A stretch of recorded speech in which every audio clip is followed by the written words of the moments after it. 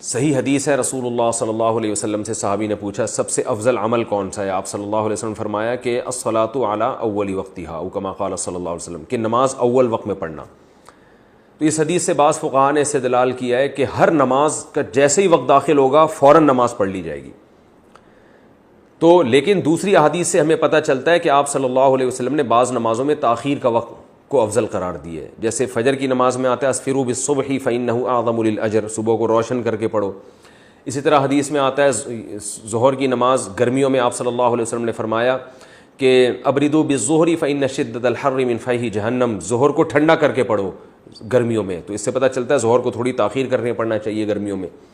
اسی طرح عصر کی نماز کے بارے میں آپ صلی اللہ علیہ وسلم نے ایک مثال دی ہے بخاری اور مسلم میں کہ پچھلی امتوں میں جو فجر سے لے کے ظہر تک عمل کیا ان کو اجر ایک قرات ملا جیسے یہودیوں نے، اور نصارہ نے ظہر سے عصر تک عمل کیا ان کو اجر ایک قرات ملی، اور میری امت نے عمل عصر سے مغرب تک کیا لیکن اجر 2 قرات ملا۔ یہ بخاری اور مسلم کی حدیث ہے۔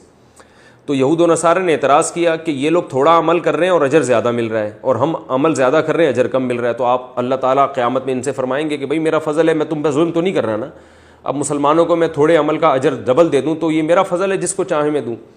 تو اس حدیث سے صاف پتہ چلتا ہے کہ عصر اور مغرب کا جو وقت ہے یہ بہت تھوڑا ہوتا ہے، یعنی عصر کا اور مغرب کے درمیان کا وقت ٹائم تھوڑا ہے۔ تبھی یہ مثال فٹ بیٹھے گی کہ امت جو ہے عصر سے مغرب تک عمل کر رہی ہے نبی کی امت، اور اجر اس کو 2 قرات مل رہا ہے، اور عیسائی ظہر سے عصر تک عمل کر رہے ہیں اجر ان کو 1 قرات مل رہا ہے۔ تو اگر ظہر سے عصر اور عصر سے مغرب کا وقت برابر ہوتا تو یہ مثال ہی فٹ نہیں بیٹھتی۔ تو اس سے پتہ چلتا ہے کہ عصر میں آپ صلی اللہ علیہ وسلم نے تاخیر کو افضل سمجھا ہے، جیسے کہ ہمارے ہاں بر صغیر میں ہوتا ہے کہ عصر مثل ثانی پہ پڑھی جاتی ہے، اور سعودیہ وغیرہ میں دوسرے ملکوں میں عصر مثل اول پہ پڑھی جاتی ہے۔ تو اس سے عصر کی تاخیر کا افضل ہونا ثابت ہوتا ہے اس حدیث سے۔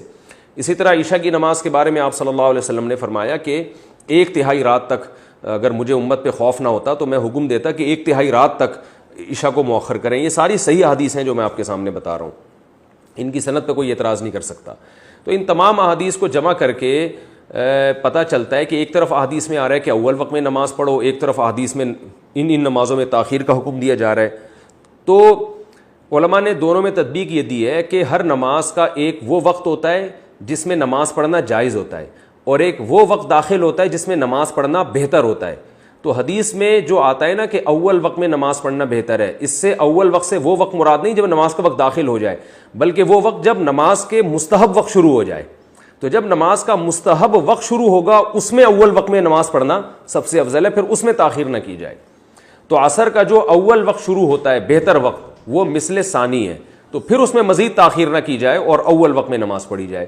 فجر میں جماعت میں چونکہ زیادہ لوگ شریک ہوتے ہیں لہذا اس میں اول وقت میں نماز کا مطلب کہ جیسے ہی روشنی ہو جائے اس میں اول وقت میں نماز پڑھی جائے۔ یہ تطبیق دی گئی ہے حدیث میں، لیکن اس میں اختلاف رائے بھی ہے فقہا کا اور دوسری طرف دلائل بھی ہیں۔